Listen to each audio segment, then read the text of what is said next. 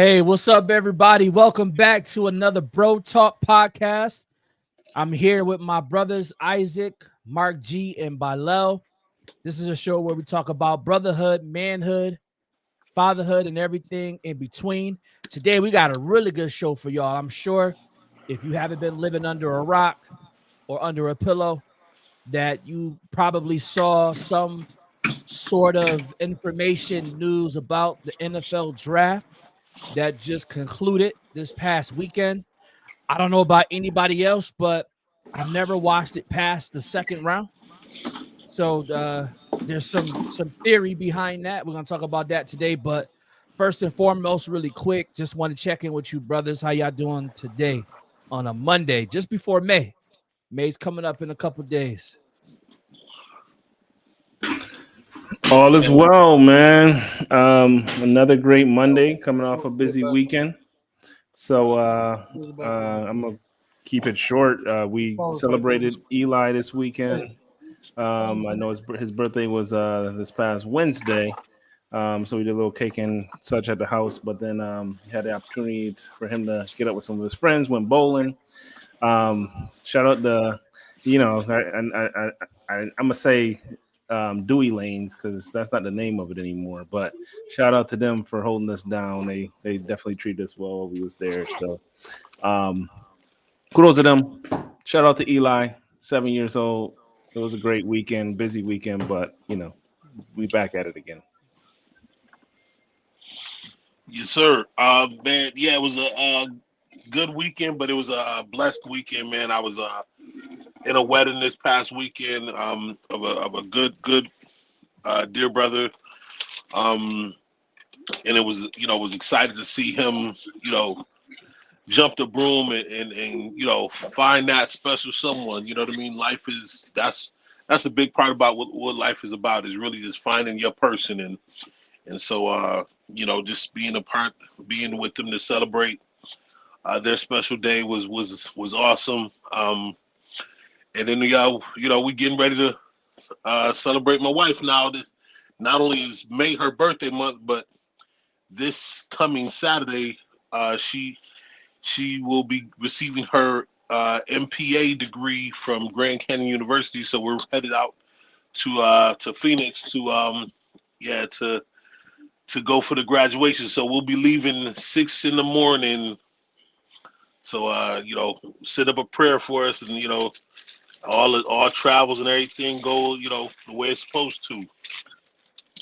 Yo, congratulations to her, man. This is such a big achievement. I know that she put a lot of sacrifice and work, and I know that you held it down, during the time she's been in school, man. So congratulations to sis. Shout out to you.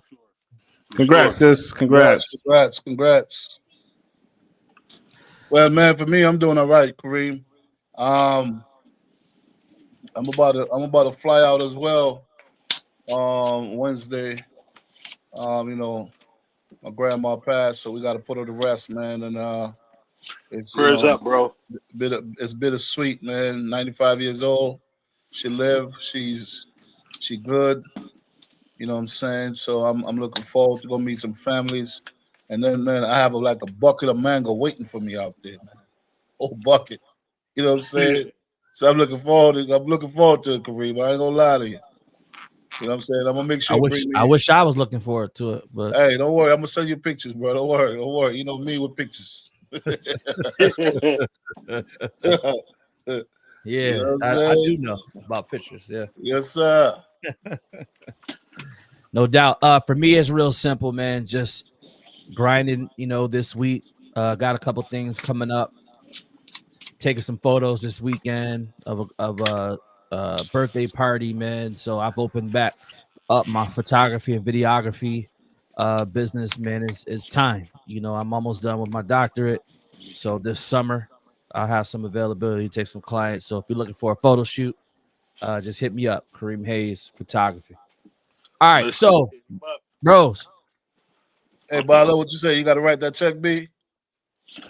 Yes, sir. All right, I know. You know what I'm saying? Hey, listen, write that check to KAREEMHAYES. Listen, You man. just plug that right on in, baby.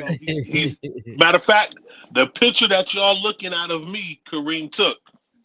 Appreciate that, man. All right. I mean, Yeah. the brother is he's done birthday photos for me. He's done family photos for me on multiple occasions.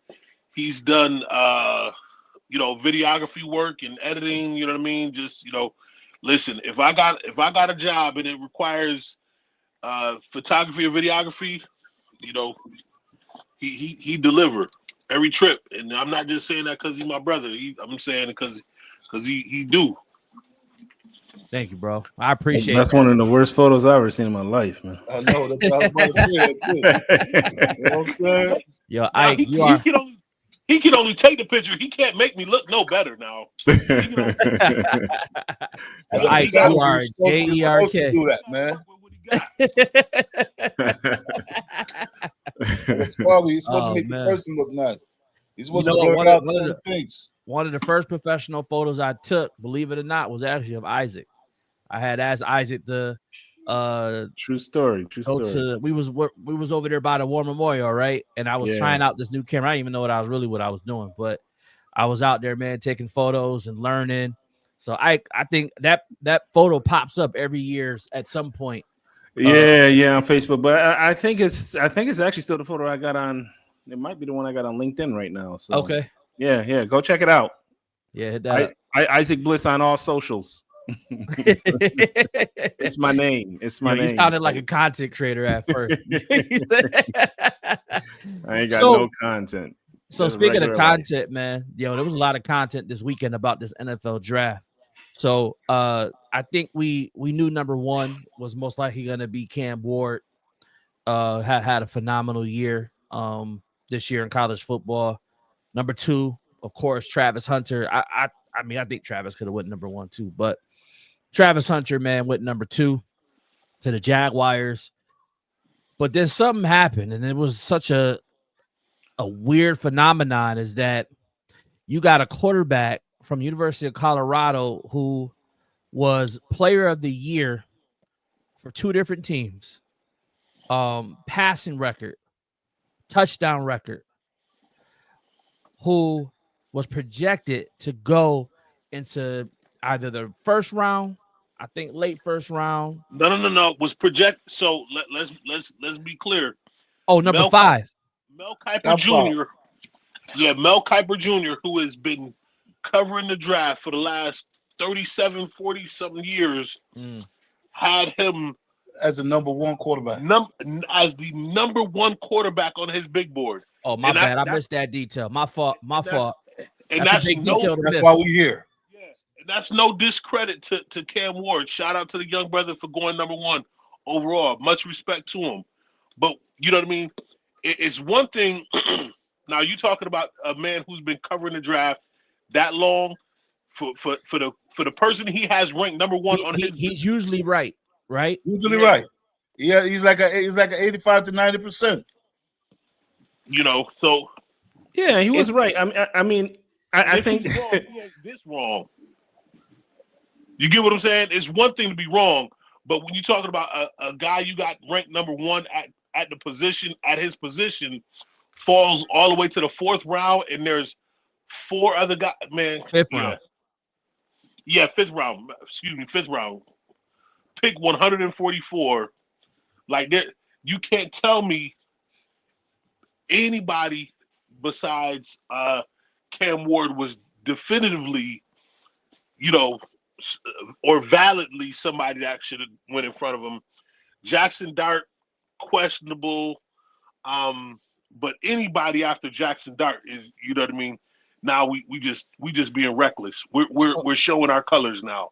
So all right. So just for people that's watching right now, sometimes we talk about sports, but the reason why we're talking about sports today, because we really want to touch upon actually one of our fraternity brothers, Sean Rochester, University of Rochester grad, has his book where he talks about the black tax. And with that black tax, do you all believe or think that Shedeur Sanders was affected by the quote unquote black tax in the NFL. What would you define as the black tax? Hold on, I got it right here. Yeah, and I'm saying Got it that right here. not because we All don't right. know, but so that way everybody understands the context and what we're talking about. Yeah. Hold on, I got it right here. Hold on, because there's like several definitions here. So let me explain it like this with the black tax. Anybody in the audience, you can go ahead and write the definition in. Let me just look for that, man. Well, anyway, so Yeah, so without going into the definition of the black tax, like he was a victim of being black.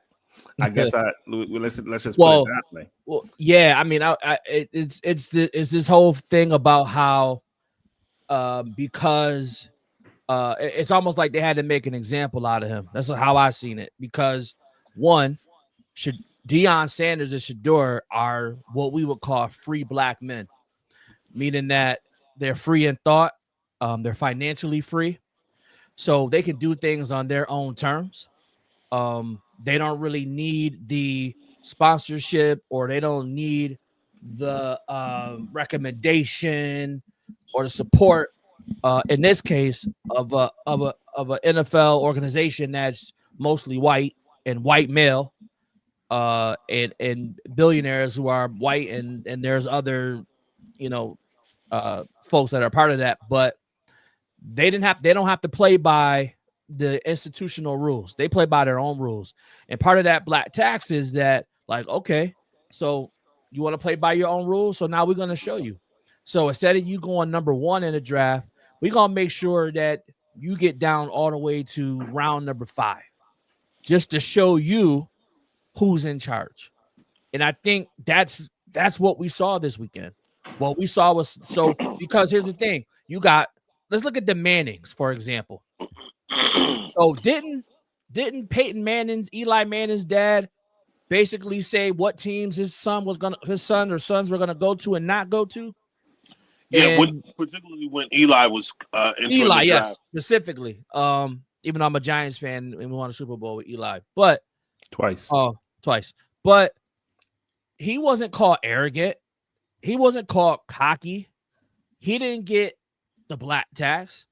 But when Deion makes a statement saying, like, basically he's going to be by his son's side and he wants him to play for a team that's going to be able to benefit him in the organization, and that gets taken as being cocky and arrogant.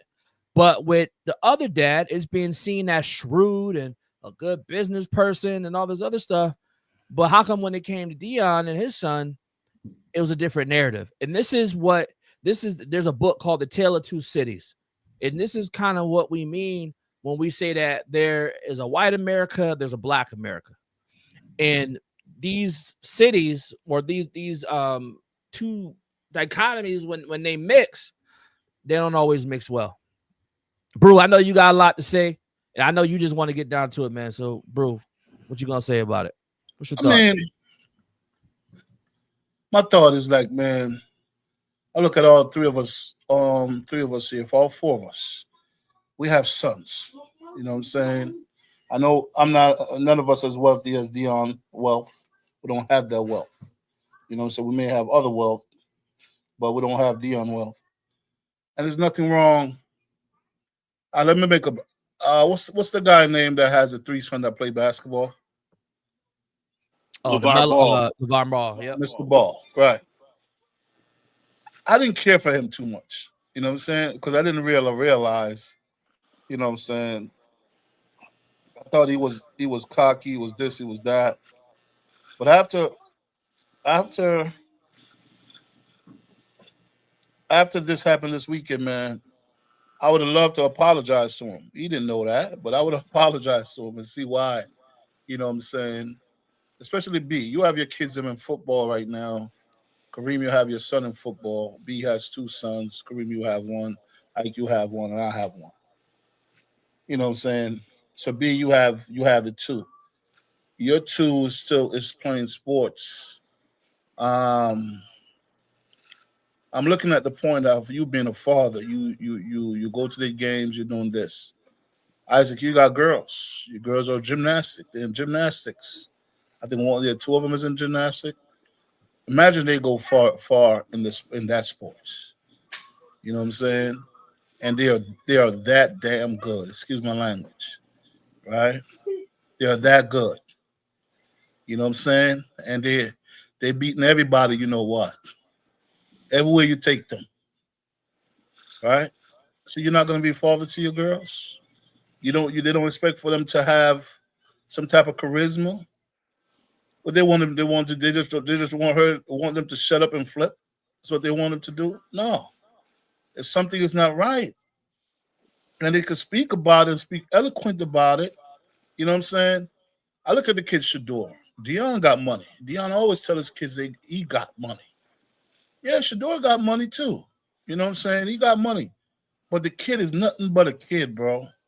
He's a kid. He's not cocky. People think he's cocky. They take his confidence for him to be cocky, right? He like jewelry. That's his thing.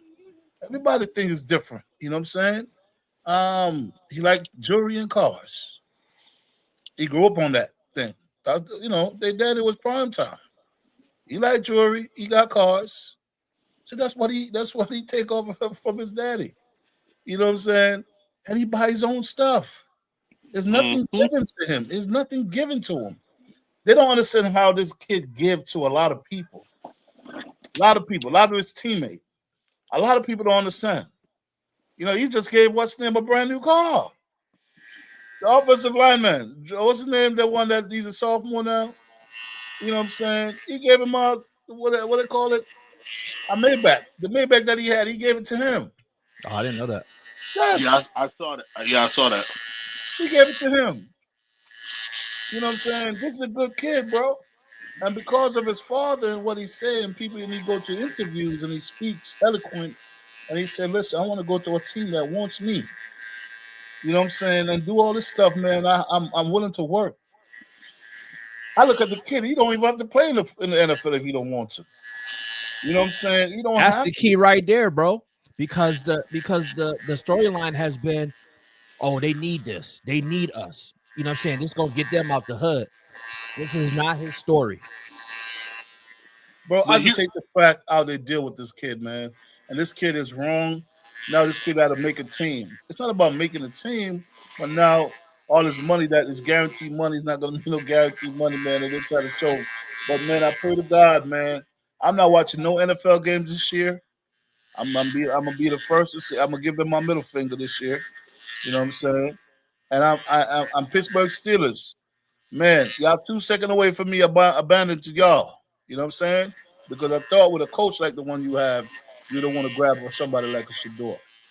Yeah, I was really disappointed in that, especially good point. Because what it all seems to point to, and a lot of people have said this over the weekend, is that, you know, effectively with Aaron Rodgers, when he left the Green Bay Packers, he left in part because they drafted what he felt like was his replacement, who's Jordan Love, who's now playing quite well in the league. But, you know, Rodgers still felt like he had some good years left, and didn't appreciate them drafting a quarterback to be his successor. Well, how convenient was it for you to not like it, to be on that end of the situation when you got drafted? Brett Favre felt like he still had some good years left in him. Yeah, but Brett Favre treated him like trash, though. And how did he treat Jordan Love? Same way. You know what I mean? Like so he handcuffed the Pittsburgh Steelers. Here's how bad he handcuffed them. Both the quarterbacks that they had that were on the roster this year said, "Man, I'm not going." The fact that you would, you know, hold up re-signing either one of us for the possibility of this dude to maybe come to the organization lets me know what you feel about me, and I'm glad both of them left. I'm glad they both found other opportunities elsewhere. And so I think that's a great point, Brew. That I was disappointed in Pittsburgh for not signing them so they could, convince Aaron Rodgers that they were all in on him, man. You know what I mean? If you got to do that much to convince a dude who hasn't had a good year in quite a few years that that you want him, then you know what I mean. You doing too much if you ask me. But that said, I feel like Shedeur is, to me, I call it, it was a modern day buck breaking is what we saw. And for anybody that doesn't know what buck breaking is, break down that visual. Go do your historical research how they would handle the strong black males on plantations to make examples out of them. You know what I mean? And emasculate them. To take their manhood to try to say, hey, either you do what we tell you. Not as a matter of fact, I'm gonna take it a step further. It's this deep for me.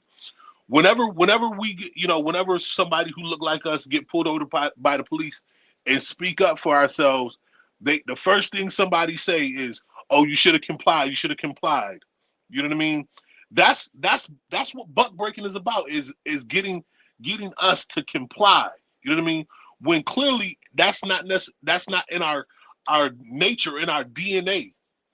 And so to handle this man the way he was, I don't know if you've all seen the interview that Boomer Esiason gave. I believe it was this morning. He was on, I think, NFL Network. Man, I'll send it to y'all. If y'all don't have the link, I'll send it to you.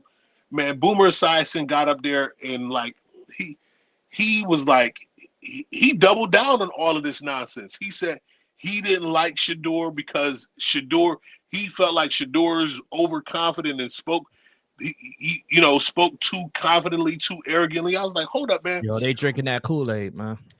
Yeah, well, one, let me ask you this, because we all have jobs, so we all been on job interviews. What job interview have you ever gone on to not sell yourself?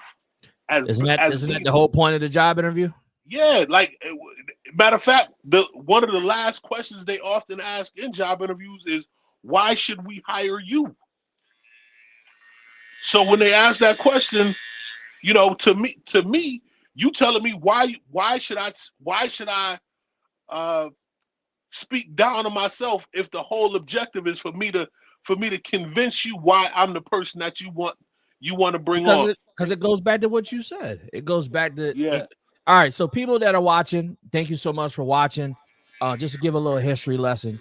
So BRho just mentioned about butt breaking, right? So one of the things that used to happen on the plantation is, one of the things that they had to make an example out of somebody is that they'll take two horses and they'll tie the person up, the black male up, and what they'll do is they'll tie up the arms and tie up the legs, and the legs would be to one horse and the arms would be to the other horse.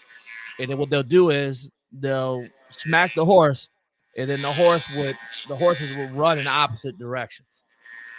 And that was a way to incite fear, intimidation for anybody that was not being compliant, anybody that tried to run away from the plantation, anybody that was caught sleeping with the master's wife, because that did happen too. That was one of the things. So imagine, and that wasn't the only thing they did. There was other atrocities that happened as well.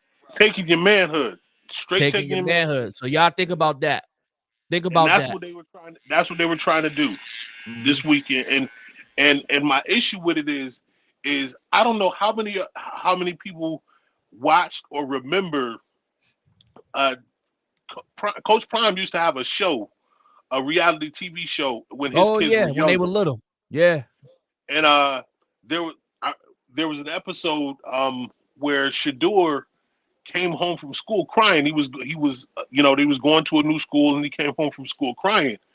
And he was talking to his father, and his father's like, "Man, you a Sanders. You know what it means to be a Sanders? It means you confidence, you believe in yourself. You know what I mean?" Right. He talking them up. So I say that to say people have no idea what somebody has gone through to build their confidence up.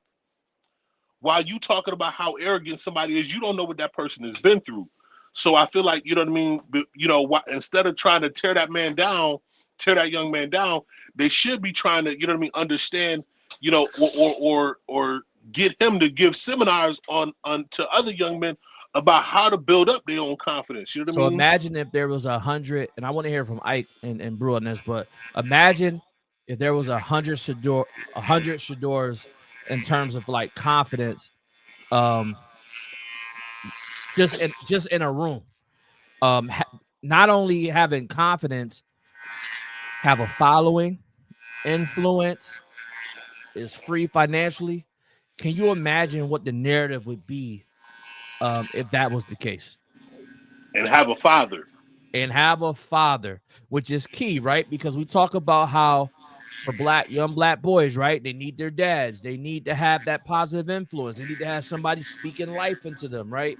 Yeah. But when it happens, now it's like, whoa, wait a minute. They're a little too confident for me. Like I need them to be like, nah, that's dysfunctional. Like we don't have to be dysfunctional. There are young black men that have confidence in themselves. Young black men who have fathers that are speaking, like Bruce was saying earlier. There's young black boys that have fathers that are speaking life into them, and they're not going to shy away just because somebody doesn't like the fact that they're confident in themselves. But I'd love to hear from Ike and BRho. Yeah, what if, right? Because right now, I think whenever you have an NBA draft, you have an NFL draft, whatever sport it is, the question is always about potential, right?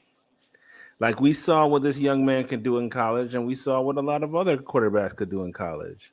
Tim Tebow was was a great college quarterback, right? And when he got to the league, he won how many Super Bowls? He won how many games? He won how many top QBs in the league? You know what Tim Tebow did? He won people to Christ. That's Amen. what. Praise Amen. God. Praise God. But So football-wise, right, but he had a great college career. That's all well and good, but Kareem, we ain't on that. Finish my point, well, like I ain't finished my point. You talked the whole first half of the show. I didn't make a point. No, I wasn't interjecting. I was just saying Kareem interjected on something like, yo, we ain't even on that right now. Like, and I love Jesus too, but we ain't on that right now. But amen though. But amen still, right? So we're going off of a projection of what he did in college, right? What he did at Jackson State, which arguably wasn't the best competition. And then, the year that he had in Colorado with an amazing receiver, by his side, and maybe he kind of stood in the gap because he did get picked number 2, right? To make him look a little bit better. What if the individuals that were on the other side of those tables, I know this is the narrative during the interviews, right? He didn't have good interviews, and the society that we're living in right now, we know how the media can take, we know how the media is now taking the president's talking points and pushing those talking points to make it seem like it's fact and it's not, right? For the players, what's it called? The team presidents, right? They could be doing the exact same thing. They could be paying the media to go and say, this is the narrative that we have and that we're moving forward, that we're going to be moving forward with. And that's the narrative that we're getting. But what if that's true? What if he didn't have good interviews? What if when they, kind of tested him during that interview process and they said, you got this lineup, you come to the line and X, Y, and Z, is happening on defense. What do you do? And he didn't give the right answers or the answers that they were looking for.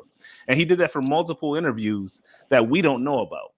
Like we're making assumptions of what we think happened in those situations. We don't know. I'm not, and I say all that to just give a different perspective, right? Not because I don't disagree with anything that you brothers said, because I agree wholeheartedly. I think it was an all-out attack on him because of, his father and what his father, how he was, kind of bashing a couple teams, not even necessarily saying those specific teams that he didn't want his son to go to, but there were that he would, there were just some that he wouldn't allow him to go to. I think the league band together and said, we're going to teach him a lesson. Absolutely. But what if, in addition to that, he didn't have a great interview and he didn't perform, as well as as these other quarterbacks, in the interview portion of the process to get selected? How does that change the narrative? And with his opportunity, he's battling for he's got an opportunity with the Cleveland Browns to battle, and earn this position as a starting quarterback. Like, he's probably has a good enough chance as just about any other quarterback on that team. I think he has to prove himself at this point. The greatest quarterback of all time, arguably, got picked in the same round, right? At this sixth round.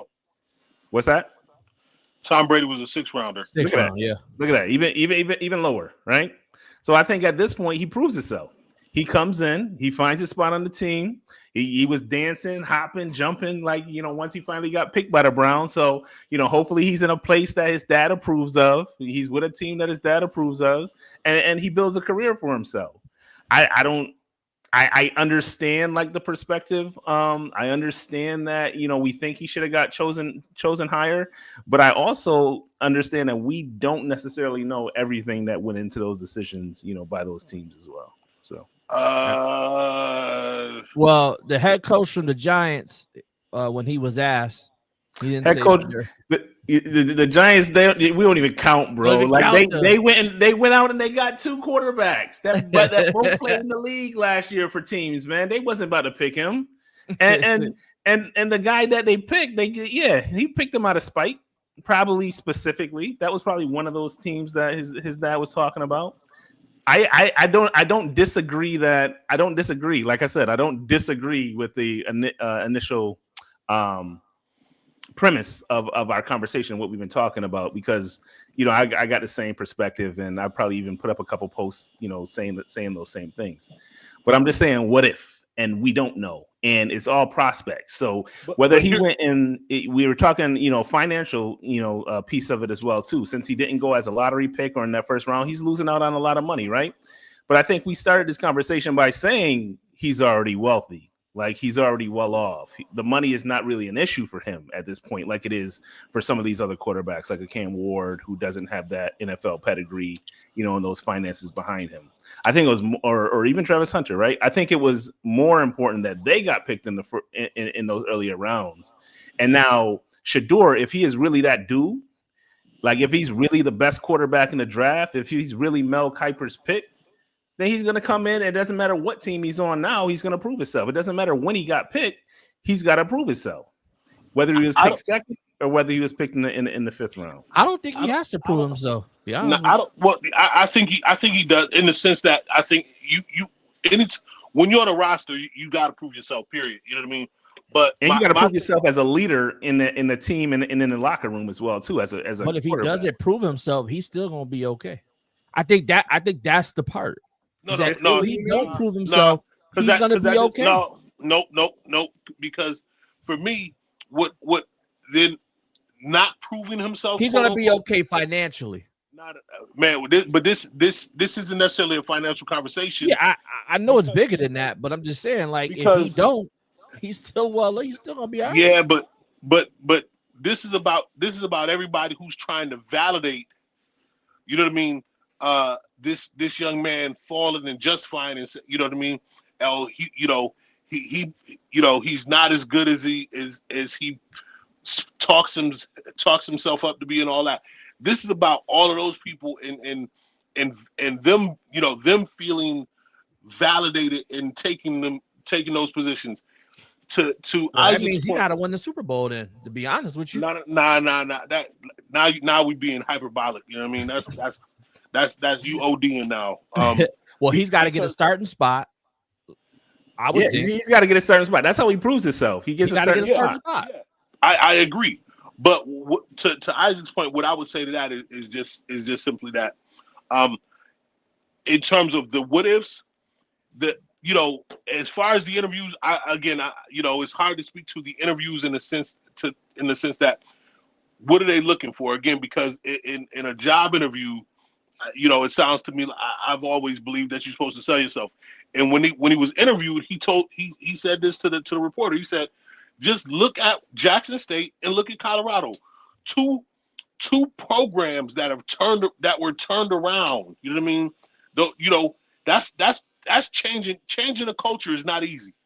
Like Jackson State was still winning even after they left. That part we haven't heard. They were irrelevant before he got, before Coach Prime and them got there for a long time. Yeah. And Colorado hadn't won. They were 1-11 a year before he got there. Jackson State is hood too. I don't know if people know that. Yeah. So you know what I mean? In terms of selling yourself in an interview, that sounds to me like what you're supposed to do. Yeah, but the interview to me don't really mean nothing because but hold on, it's about action, right? Yeah, but hold on.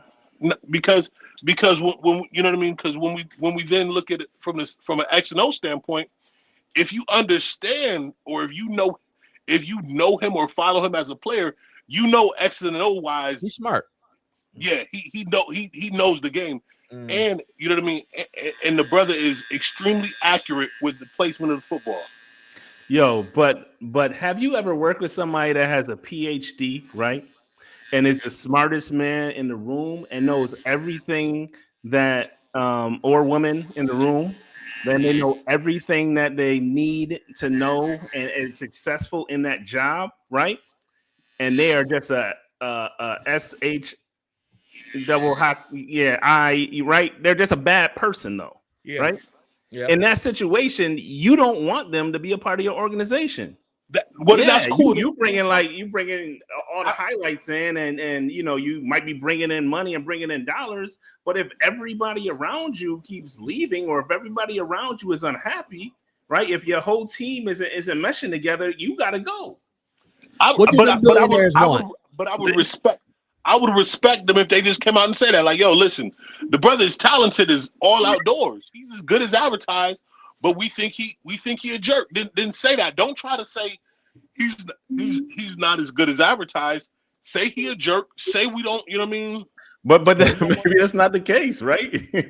I mean, maybe that's not the case for every organization, right? We can't just like come in and say that this has to be the message and it has to be a consistent message. The consistent message was obviously we not picking him, right? And we're assuming what the reasons are. Yo, this is what we do this year. Cleveland is right by us. Yo, we should start. Listen, man, them billionaires, all they want is for people to buy tickets and fill those seats. At the end of the day, that's what they're looking for. They want the deals. They want the views, right? So Shedeur is there. I say, yo, we pack up some young men. That's part of our program. Shout out to go to high school, go to college. Shout out to our Leadership Development Institute young men and our scholarship winners. But yo, we pack them up, man. We go to Cleveland. What if Shedeur is Bronny though? What if he's Bronny? I'm not even going to say. Man, I'm about to get off this. Bro, did you just hear that? He said, "What if Shedeur?" Yeah, Isaac got a taste. Isaac got a spoon of the Kool-Aid, man. Yeah, Isaac.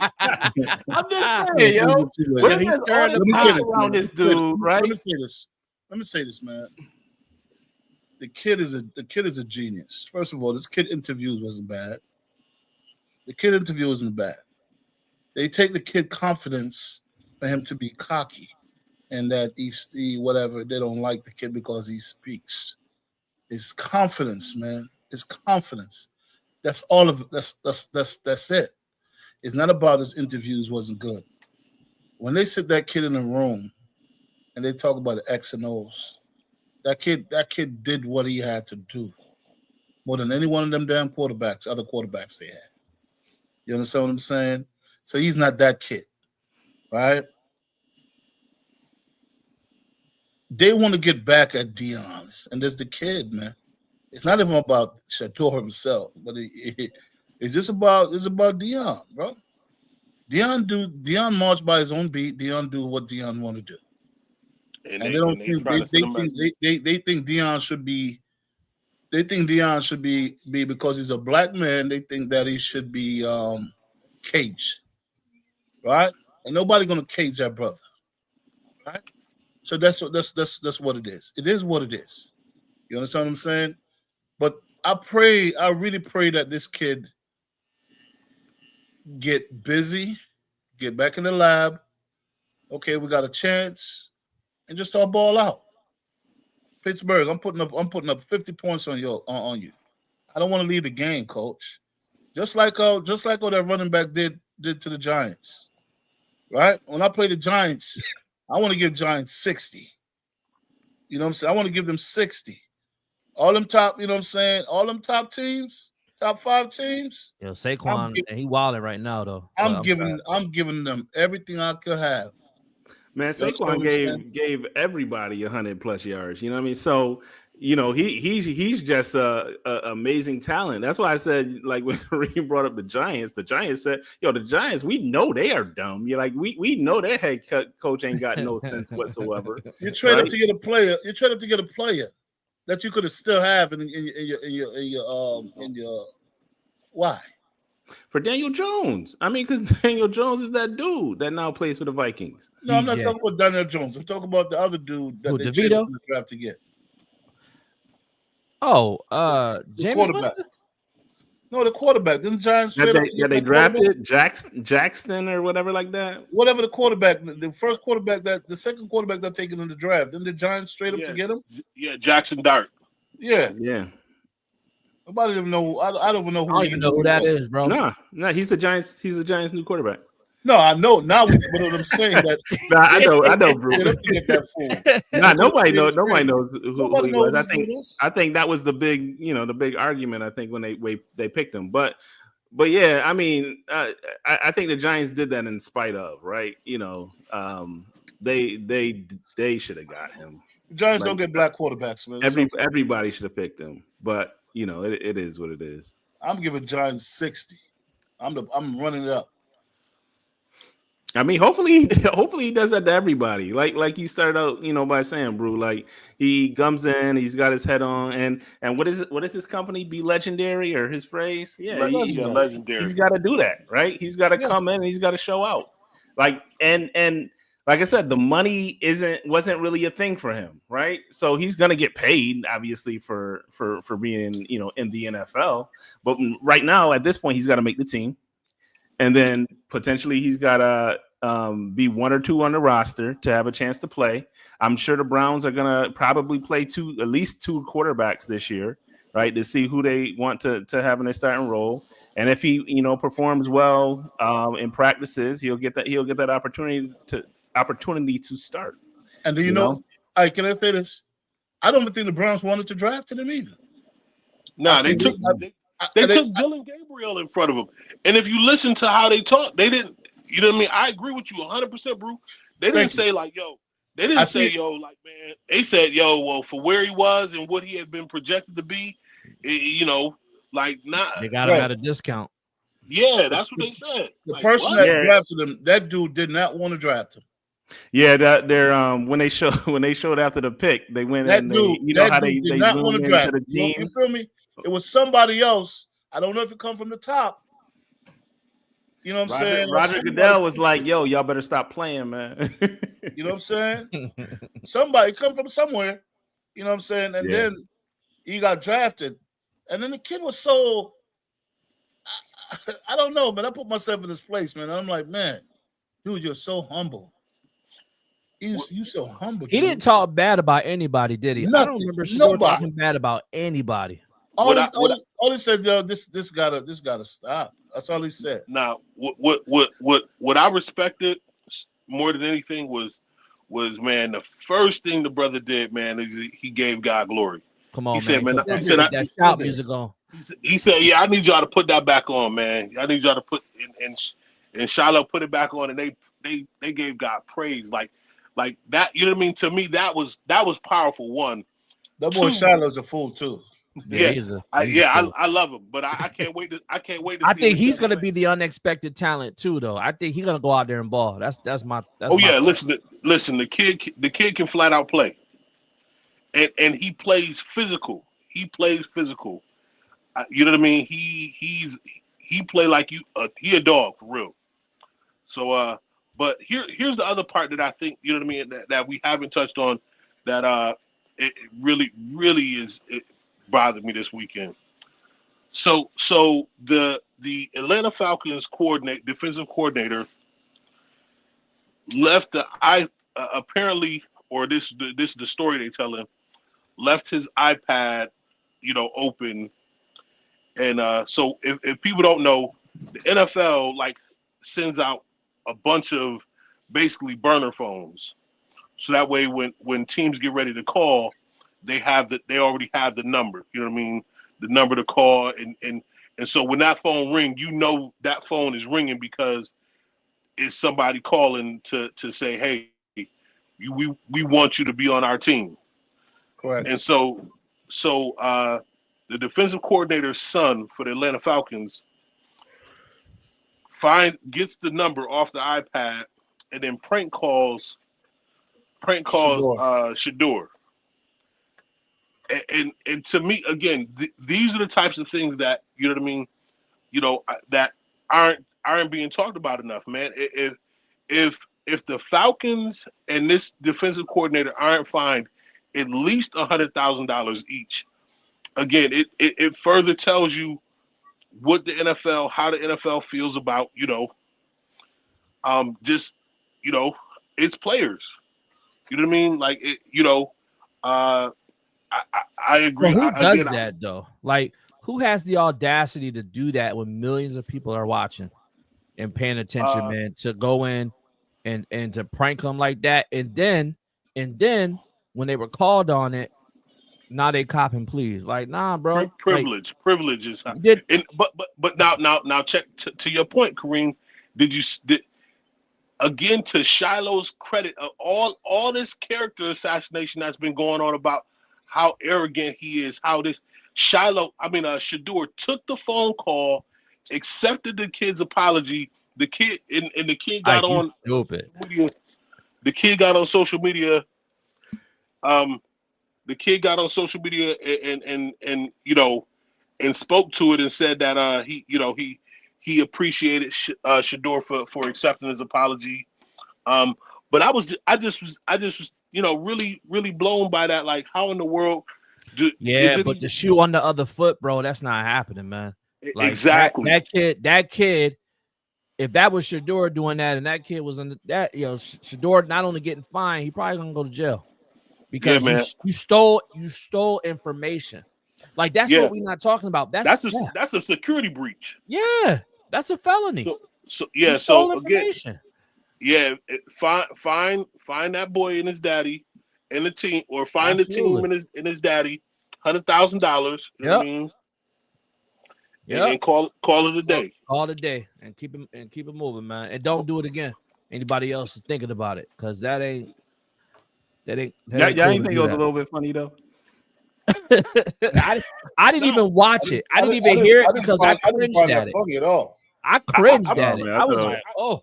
I couldn't. I told my wife I couldn't watch it, and here's why. As a kid who grew up loving football and once upon a time had dreams of being in the NFL, like, to have that moment, even though he was already in a place where it's not where I expected to get the call, but to have that moment, like, let me just put it to you like this, because I equated it to the closest thing I think I felt like I could equate it to for somebody who might be Greek but not necessarily in the sports, was if some, back in the day when you see a chapter fake cross some cats. Like, you know what I mean? Like, I was never okay with that. Like, seeing some cats get fake cross, like, nah, man. Like, that's insanity to me. Sure like, is. you know what I mean? But I mean, they're not celebrities though. Like, I think I don't know. I think some things are wrong. Is it wrong? Absolutely. Should there be a punishment? Absolutely, I agree. Yes, to all those questions. But also, is there a little bit of comedy to it? Yeah, I think there is. And again, I mean, I like your analogy, B. I look at it, kind of from the perspective of celebrities are looked at and they're treated differently. Like there's comedians that make jokes about celebrities all the time and in their down moments, right? It happens. This just happened to be some random kid whose dad had access to this number. Is it right? No. Should he have stolen that number? No. Should he be punished? Absolutely. But just from a general perspective of, was it a little bit funny? Think about that. Yeah, I think it was. Like the dude thought he got drafted and he didn't. I didn't find that funny at all, brother. Ike, you on your own, Pratt. You on your Yo, own. man, y'all taking this too serious. Like, right? My thing is this, right? We don't know this man. He's going to be okay. Like if he is tough enough to come back from this, right? From being humiliated, point blank period on draft night, thinking that he's going first round, having to give that concession speech after the first round, right? Thinking he's like, well, tomorrow's a day. Thinking he's going in that second round, and he got snubbed again. Like people run into these type of situations all the time, man. Not that situation. I'm just talking about in general. People come up against adversity all the time. Like we come against up against adversity, and it doesn't hit mainstream America, right? Like I think we just looking at this and we taking it too seriously. He's going to prove himself. Like it's not at this point that he doesn't have an opportunity. Like he has the opportunity to prove himself. Like I said before, he got picked second. He got picked 44th. He got picked 144th. Like he still has to make the team. He still has to go out there and perform. And obviously at this point, after not making it for the first round, any team could have picked him up. And he's on a team now. He's on a roster. He's not on a roster. He's got to make that roster, and then he's got to try to get a starting job. Yeah, man, you got this. Legendary. Yeah, one of the things is that, man, why you keep on happening to us, man? Why people could just switch like that? And that's my thing. My thing is not even say it happened. This happened regular, bro. When you say us, you mean black people? Yes, black people. Because we don't own teams, right? Yeah, we don't own teams. That's correct, right? But what's the percentage of black player to white player that's in the league? Yeah, I'm not talking about players. Players don't matter. When we look at that perspective, right? Like people always be like, with Oprah. Oprah is a rich woman and she's got all this money, right? And she's got one of the best shows in the world, but somebody writes her checks. You know what I mean? And they don't look like Oprah. Like we know what this is, right? Like I don't think that's the argument. We know that a lot of people look at it like sports is just another form of slavery. If you want to look at it that way, if you want to get super deep with it, that's why it happens to us because we don't own our talent. That's one of the. But I think that a lot of the players, man, they could boycott, man. Let these people in the these guys in the upper office, the homeboy network, man, let them feel it to say, listen, if I don't perform. If they ain't do it for Kaepernick, why would they do it for a player that hasn't even been in the league? You know what I mean? They didn't do it for Cap, but to see, Cap got a payout day though. Cap got a real payout day. That's why you go missing. And I mean, again, then they just paid him off, right? Yeah, they did that too. Like back in the day. Oh yeah, you help me get these Negroes, right? I'll give you some money. You'll be well off. You'll be good. Just help me keep them in check. Yeah, it happens. It happens. But until we own our talent, right? Until people come out of the league and they'll go work for go play in the Big Three instead of the NBA, and then the Big Three takes off. And all those teams are owned by black folks, and black people start spending their money with other black folks. Then we don't have to answer the question, why does this keep happening to us? It happens to us because we put ourselves in a position where we have to be at the mercy of other people making the decisions for us. That's why it happens, from my perspective. I mean, well, I think, man, that's a good Bo, to put on this conversation. I just wanted to end it by saying, "Must be the money." Yeah. They Yeah, beat with a dirty bird. Our black dollars matter. Absolutely, Miss Jackson. Absolutely. And you see, Shedeur said, "Yo, we have to fire our dad," and people really thought Dion was really representing. Yeah, man. Hey, come on now. They silly. Dion wasn't representing them, man. Come on now. Mark said you can't tell people what to do, what they can do with their league. You know what I mean? Yeah, exactly. Yeah. Speaking of that, that's if I was Dwayne Johnson, I would call Shedeur and be like, man, listen, they don't want you. We would love to have you over here, being the face of the league, being the face of the UFL. Yeah. Yeah, like the guy who went to the Toronto Argonauts back in the day and was basically the face of the CFL. Man, I just saw. You talking about Warren Moon? Was it? Yeah, it was Warren Moon, wasn't it? Yeah. So, B got the cuts going on right now, man. Warren Moon and Doug Flutie. Doug Flutie. Yeah. Doug Flutie. Yo, if y'all need a cut, man, y'all just hit my Dean up, man. Doug Flutie was Florida State, right? He was Boston College. It made sense. Yeah. It made sense why Doug Flutie wasn't necessarily getting NFL looks. He was a 5'8", 5'9" quarterback. Yeah, he was undersized. Yeah, he could sling that thing. He could sling that thing. Yeah. Doug Flutie was getting busy for the Bills, didn't he? Did he take him to the Super Bowl? Sling that thing. Yeah. My bad. Yeah, no. Warren Moon pick up Shedeur, man. You know they need him NFL. Oh no, they got their boy Joshy. Listen, Doug. It was proven. Nobody wants Shedeur. Shedeur has to prove that people should desire for him to be on their team. That's just the bottom line. He got work to do, man. He got work to do. He'll do it. Yeah, that's what I'm saying. That's what I'm saying. Don't take it so seriously, right? Because we know, people done boycotted the NFL multiple times. Bruce said he ain't watching this year. Bilal, there was a year you wasn't watching too, right?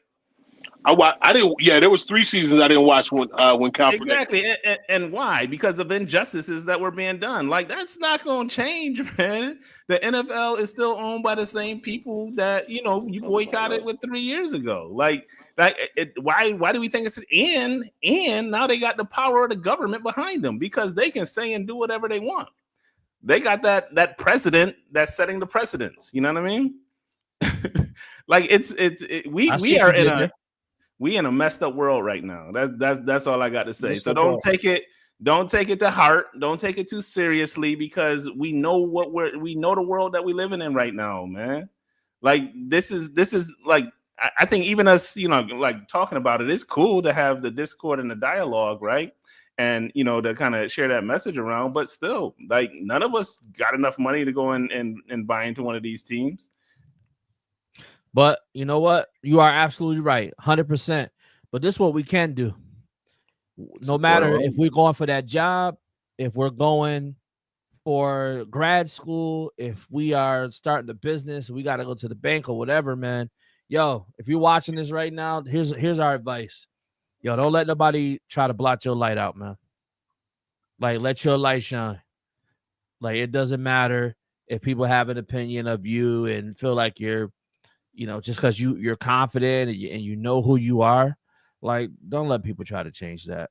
That's a them problem. It's not your problem. So continue to shine your light high, hold it high. Yeah. For my man Dr. Leonard Brock, man, shine your black light high, man. Yeah. Yeah, he's gonna come on here one day. He is. He's surrounded by love right now, man. You know what? That's right, Mr. Jackson. God is on his side. Mark my words.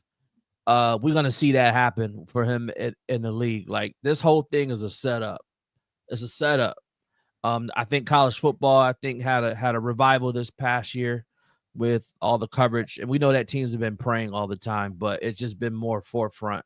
But in the NFL, I think we're gonna see the same thing. So mark it down on today, Monday, April 28th, 10:06 p.m. I like that 06 at the end. So, bros, let's do some shout outs and then we're going to head out of here. Any shout outs? Who want to go first? I'll go first. Shout out once again. Shout out to my brother, man, Jontis Walker, and his new wife Tracy. Man, congratulations once again. Um, excited and blessed to be a part of the ceremony on this past weekend. Also, shout out to my Sans. He is away celebrating his 15th anniversary. The official date is May 1st, but happy anniversary, Sans. Much love to you. You know what I mean? Much respect to you. Um, uh, I will say thank you to all the brothers.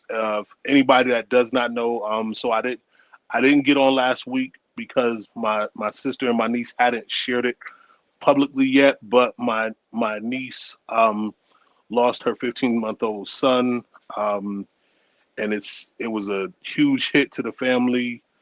So we are praying for my niece and my sister and just the whole family. My mom took it hard. Everybody took it hard.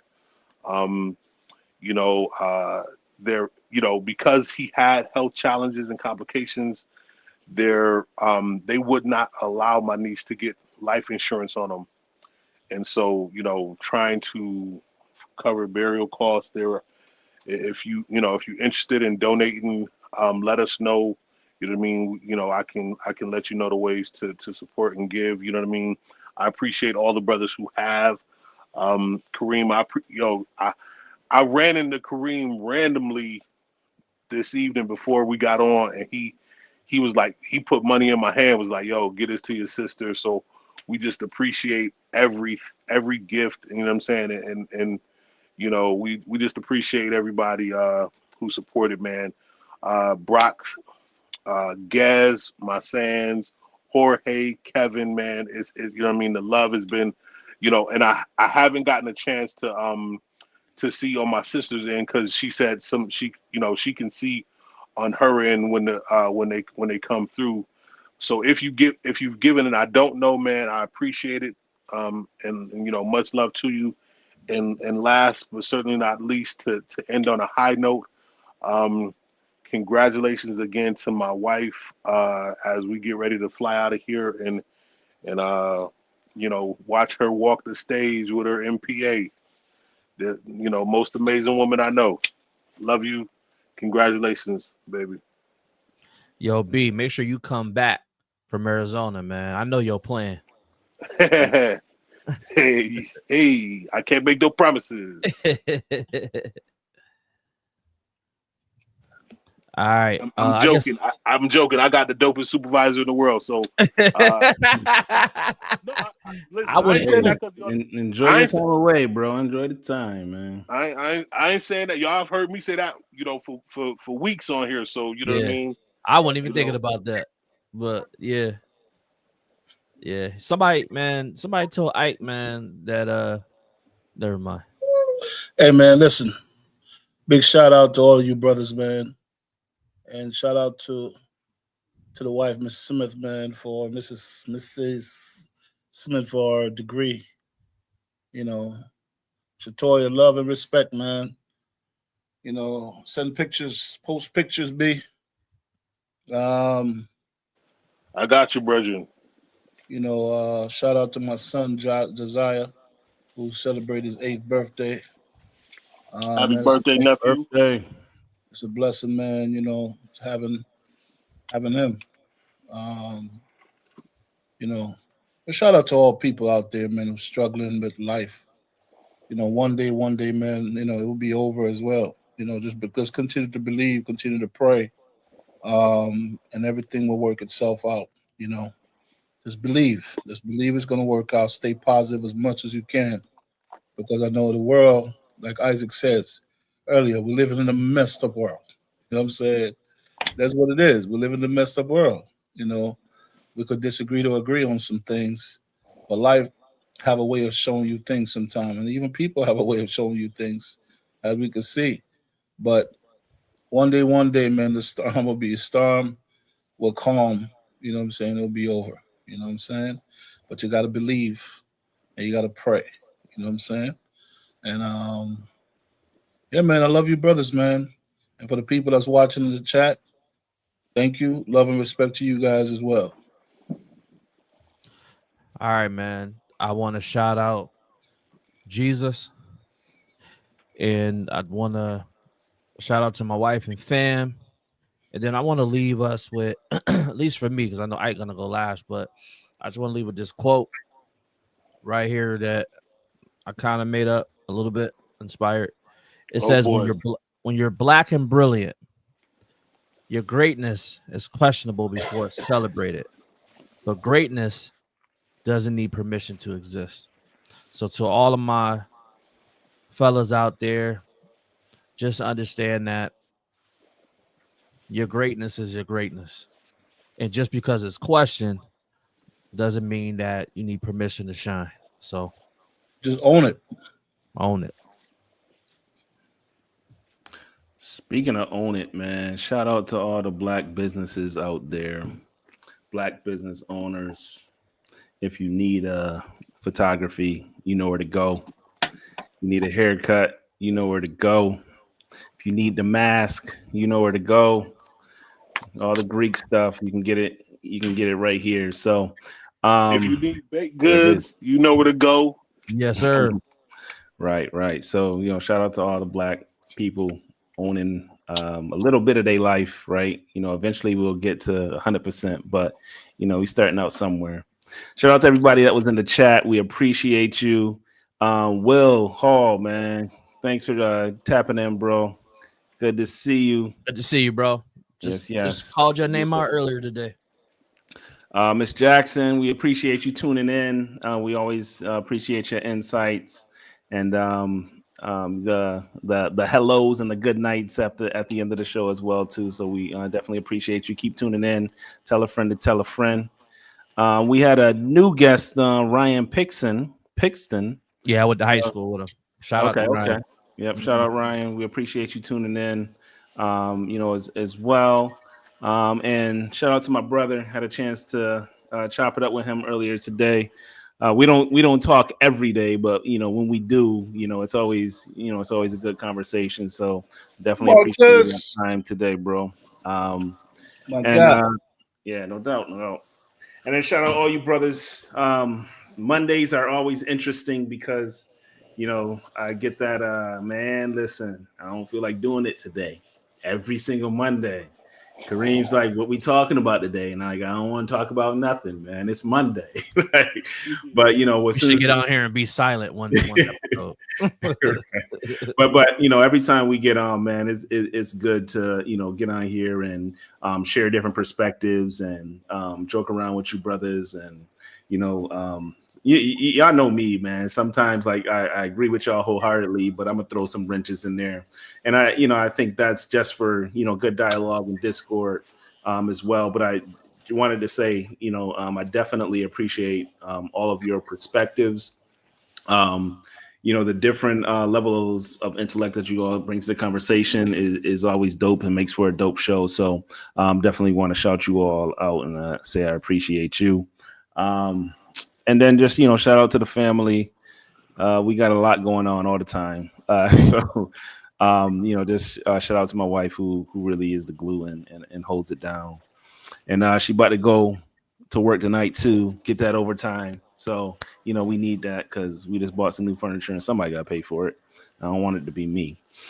But yep, shout out to my wife, shout out to the kids, shout out to all the black folks in Rochester, around the world, doing great things.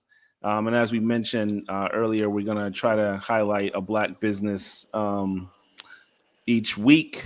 We just did that with a few that you see on the screen, but locally, man, Rochester, New York, if you are not in Rochester, New York, next time you come, check out Arnett Cafe. I'm pretty sure that all the brothers on here, I don't know, Brew, if you had a chance to stop by there when you was in the Rock, but no, sir, not yet. Well, next time you come to the Rock, we got to make sure that we take you down, take you over there. So shout out to the Arnett Cafe, man. They got the out over in the 19th Ward. owned by Norman and Kim Brown. They opened up. They've been in business since it looks like about 2013. And if you get a chance, man, check out the breakfast. Chicken and waffles are great. I need that. Grits are great. You can get that chicken and waffle, baby. Yeah, man, great food. So check them out. Before we jump off, we done talked about the draft, man, and it would be remiss if we didn't. Thank you, BRho. Totally forgot about that. We got, man, 585, man. We've known forever that 585 puts out talent and just it often gets overlooked. But we had 3 local brothers who are on got signed, and our Nate Carter drafted Michigan State running back. He's a Rochester, Rochester kid. Father's a pastor here locally, you know what I mean? He, living a dream. I went to school with his mom. Yeah, so So shout out to Nate Carter, you know what I'm saying? And I gotta give him an extra shout out. Did he get drafted or he got signed? He got drafted. From Atlanta Falcons. Atlanta Falcons drafted him. My son was actually MVP of his camp his football camp last summer. So shout out to Nate, man. Good brother. You know what I mean? Well, tell him to punch the defensive coordinator's son in the mouth. Listen, man, if you ever seen Nate, if Nate punched somebody, they arrested. He might lose his head. Yeah. Nate got muscles on top of muscles. That brother is chiseled. Like he looked like a cartoon action figure. Like that brother is he brolic. You know what I mean? He can't punch nobody. What round did you get drafted, Kareem? Fifth, I believe. Fifth. Yeah, I believe it was fifth. Yeah. Then we got the Seven next one. McGee. Yep. Seven McGee also signed to the Tampa Bay Buccaneers. And Rashawn Baker. Seven McGee is a receiver, running back, and Rashawn play. What position Rashawn play? I believe he's running back, right? Yeah, running back. Yep. Yeah, running back. Running back. Rashawn is also a running back. So yeah, man, 585 man is represented, man. So and again we've had this is just another crop in the long line of talent that Rochester has produced, man. Tony Jordan, Maurice Jackson, Roland Williams, you know what I mean? We've had, the talent is here. So, you know what I mean? The Jones brothers. Yep. Oh, yeah, the Jones brothers. Yeah, man. Yeah. Hey, y'all stop talking about 585. Like, you know what I'm saying? Dude. No, come on, bro. Don't hate. I feel the hater coming out of you. Dude, it's not been hate, bro. This year, y'all got 3 people into the NFL. That's good. You know what I'm saying? Y'all talk about like every year, y'all got 3 or 2 people. Nah, y'all talking about Roland Williams. Roland Williams before me. You know what I'm saying? And the brother got a Super Bowl ring. He sure did. Tight end. I know Roland. Man. But yeah, you got the Jones brothers. You got the Gosses. I mean, these are like recent people. Those are before Roland. Those are before Roland. No, they after. Well after. Yeah, Quentin Gauze. Yep, Quentin Gauze. Ryan Poles. Hold up. Brandon. You know what I'm saying? Yep. Brandon. Yep. Y'all got 3 this year, man. That's a good thing. And then we're gonna have 5. What did you have last year? Listen, we're not talking about last year. You know what I'm saying? Why you looking at the screen like that, bro? Like you give us love for the 3. But you have 3 in the past too. Well, y'all bigging it up like, hey, you know, because we from Rochester. Bruce Johnson. Come on. Yeah, Bruce Johnson. We didn't say that when you were picking up Telford. I did a good job this year, 585. We didn't say that when you were picking up Telford. That's it. You're gonna be up on here taking all this time. You know what I'm saying? With y'all nonsense, man. Talking about 585. Yo, how many Jamaicans made it to the NFL this year, man? It's gonna be a couple. I guarantee it's gonna be a couple of them. This is my rude boy in Detroit. You know what I'm saying? Knicks is getting away with murder because he's not in the game. Yo, Beef Stew, that's my guy. My guy. You know what I'm saying? That is my guy. You know what I'm saying? Knicks is getting away with murder, man. Towels acting like he tough, man. Come on, man. I look at it. I said, all right, wait till Stu come back.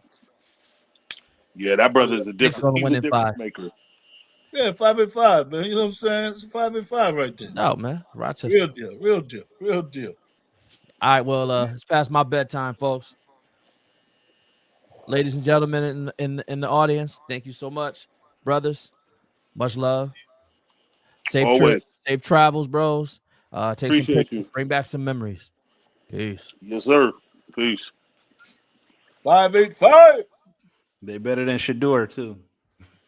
See, They had a better interview. that's why they hit that leave button. Yeah, I knew 5-8-5, you was baby. gonna say something off the wall. They All right, I'm had a Yo. better interview, right now. man. Like it is what it is. He just got to prove himself, yo. Yeah, man, Shedeur is fine. Shedeur would be good. Yo, Ike is a Kareem's professional tripping right now, gaslighter. man. Kareem still got us on live and he disappeared. Ike is a professional Oh wait, gaslighter. hold on. I didn't end the stream. I hit the wrong button. Hold on. Yeah, you did. Yeah. Bro. Here we Yo, go. man, fire this dude, man. Can't be fired. I own it. Yo, Shedeur Sanders can get fired though. That's what the Giants said.